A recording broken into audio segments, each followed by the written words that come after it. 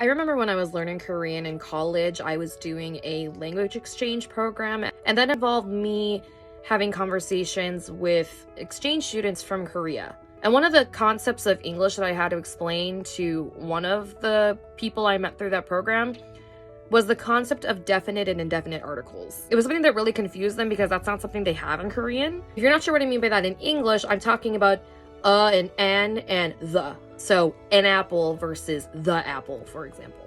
The person I was paired up with was really confused on the difference between those, because in Korean you can have demonstrative pronouns such as this and that, but there's no in the. The or the tends to be implied through context. So the way that I tried to explain it to her was that can talk about any object in the category you're talking about. So if I go back to apples, for example, an apple, I can be talking about any apple in the world.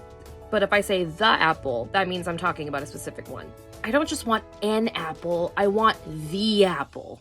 And by the apple, I want one with certain qualities, or one that we have talked about previously. So if you're learning English and you're having trouble with these, basically or n, which comes before a noun that starts with a consonant, and n comes before nouns that start with vowels. And an are talking about general things in a category, while you're talking about a very specific object in that category. I want an apple could mean any apple, but if I say I want the apple, that means you should know which one I'm talking about.